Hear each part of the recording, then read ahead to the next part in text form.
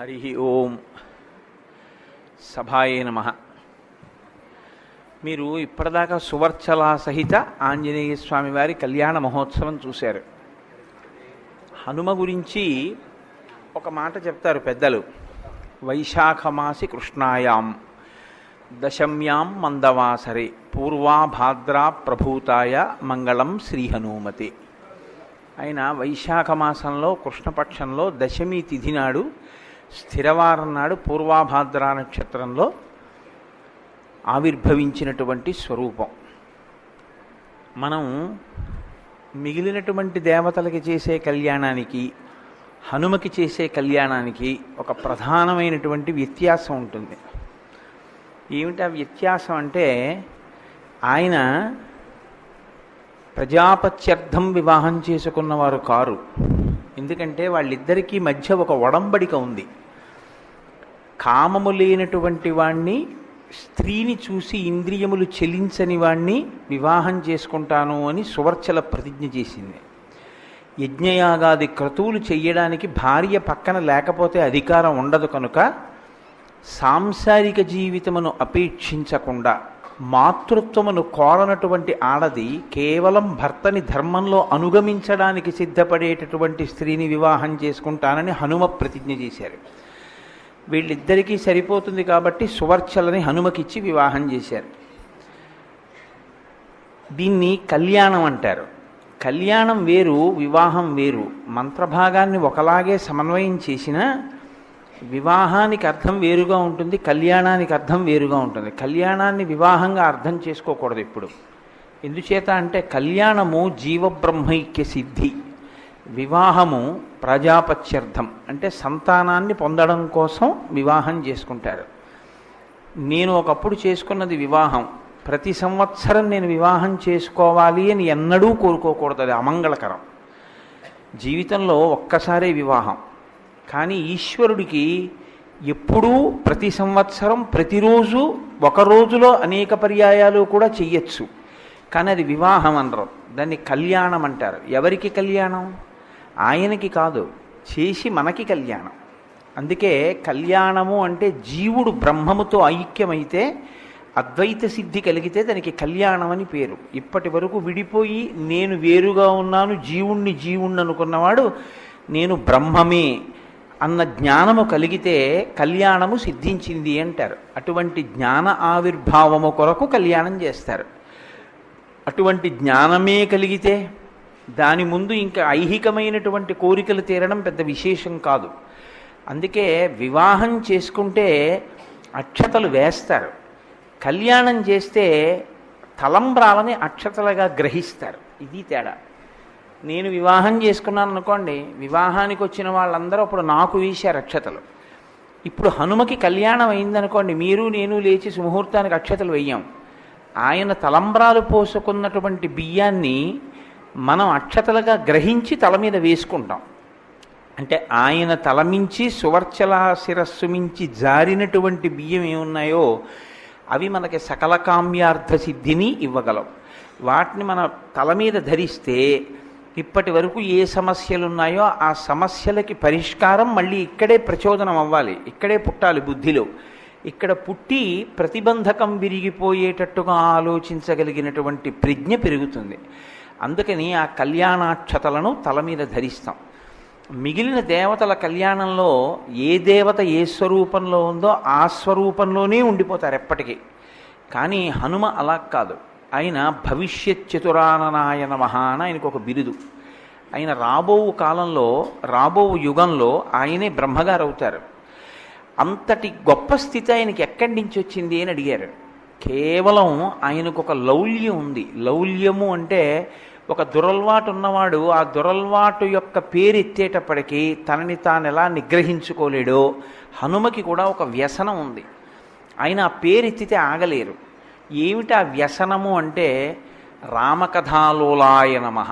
ఆయనకి రామకథాలోలుడు. ఎవరు చెప్తున్నాడు, ఎంత బాగా చెప్తాడు, అతనికి ఏమైనా వచ్చా రాదా ఆయనకు అనవసరం. రామ రామ రామ అన్నారనుకోండి ఆయన వస్తారు, రామకథ చెప్పారనుకోండి ఆయన వస్తారు. ఆయన రామకథాలోలుడు. అందుకే అప్పటి నుంచి ఇప్పటి వరకు కూడా ఆయన ఎక్కడ రామకథ చెప్తే అక్కడికి వస్తారు. సంపూర్ణ రామాయణం జరుగుతున్న చోట అందున పరమ పవిత్రమైనటువంటి జగద్గురు పీఠం, అటువంటి జగద్గురు పీఠంలో రామాలయం ఇక్కడ ఉంది. పైగా ఉన్న చోట అటువంటి సువర్చల హనుమత్ కళ్యాణం జరగడం చాలా విశేషమైనటువంటి కార్యం.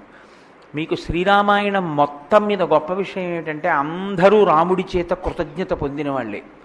ఒక్క హనుమ విషయంలో మాత్రం రామచంద్రమూర్తి అన్నారు, నేను నీకు ప్రత్యుపకారము చెయ్యలేను అన్నారు.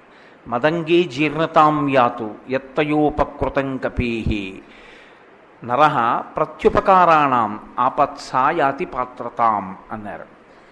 అంటే నీవు నాకు ఏ ఉపకారం చేశావో హనుమ, అది నా శరీరమునందు జీర్ణమైపోవుగాక.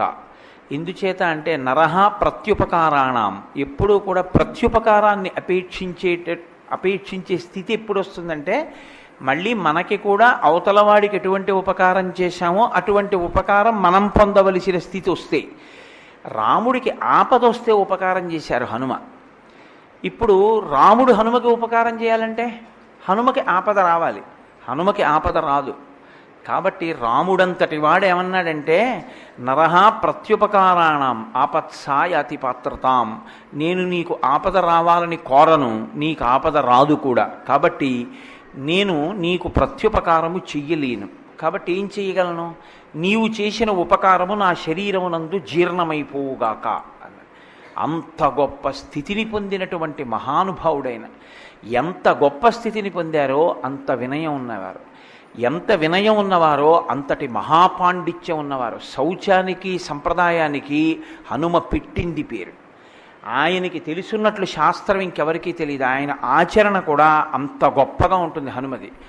అందుకే మీరు చూసి ఉంటారు, పౌరాణికం వేరు వైదికం వేరు. ఎప్పుడూ కూడా ఇంద్రుడు పౌరాణిక ఇంద్రుడు వేరు, వైదిక ఇంద్రుడు వేరు.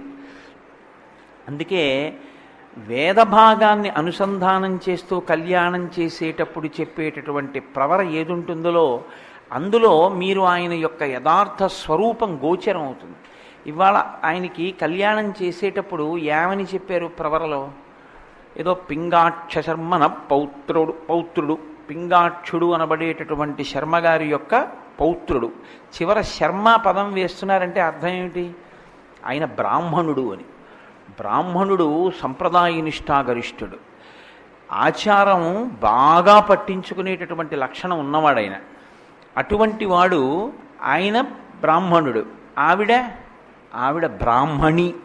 అందుకే కశ్యప ప్రజాపతి యొక్క కుమారుడైనటువంటి సూర్యనారాయణమూర్తి యొక్క కుమార్తె అయిన సువర్చలని, సాక్షాత్తు సూర్య తేజస్సు అయినటువంటి సువర్చలని నీకిచ్చి వివాహం చేస్తున్నాం అని సంకల్పం చేశాం. అంటే బ్రాహ్మణ వివాహంగా జరిగేటటువంటి వివాహం ఇదొక్కటే. సాధారణంగా దేవతల వివాహాలు బ్రాహ్మణ వివాహంగా చివర శర్మ పేరు చెప్పి చెయ్యడం అనేటటువంటిది చాలా అరుదు, అలా చెప్పరు. కానీ ఒక్క హనుమత్ వివాహంలో మాత్రం ఆయన స్వరూపం వానర స్వరూపంగా ఉన్న ఆయన యజ్ఞోపవీతం ధరించి సంధ్యావందనం చేసినవారు. అందుకని బ్రాహ్మణుడిగానే ఆయన్ని చెప్తారు. అంతటి మహానుభావుడు. హనుమ కళ్యాణం కానీ చూసిన, ఆ అక్షతలు తల మీద ధరించిన, ఆ ప్రసాదం తీసుకున్న సర్వకార్యార్థ సిద్ధి కలుగుతుంది అని నేను చెప్పడం కాదు, పరాశర సంహిత చెప్తోంది. పరాశర మహర్షి చెప్పారు. ఇవాల్టి రోజున కళ్యాణం చేసినా అందున హనుమకి ఏది చేసినా కేవలం హనుమకి చేస్తే ఆయన క్రుద్ధుడవుతాడు, ఆయన కోపగిస్తాడు. హనుమకి ఏది చేసినా మీరు ఎంత రామనామం చేస్తే అంత సంతోషిస్తారు ఆయన, అంత ప్రసన్నమూర్తి అవుతాడు. అందుకే బహుశः ఎన్నో చోట్ల ఇవాళ కార్యాలు జరిగి ఉంటాయి. కానీ నేను అనుకుంటున్నాను, ఆంధ్రదేశం మొత్తం మీద మీరు వెళ్ళి కనుక్కుంటే ముందు రామనామం రాసి తర్వాత కళ్యాణం చేసినది ఈ ఒక్క ప్రాంగణంలోనే. కాబట్టి మనందరం కూడా ఆ రామచంద్రమూర్తి కృపచేత ధన్యత పొందాం. చాలా సంతోషం. ఎందుకంటే బ్రహ్మస్థానంలో కూర్చున్నవారు, ఆ పండితులు కూడా చాలా భక్తి తత్పరులై ఎంతో సంతోషంగా, ఎంతో ఆనందంగా చేశారు. అందులో ఆయన చదువుతున్నప్పుడు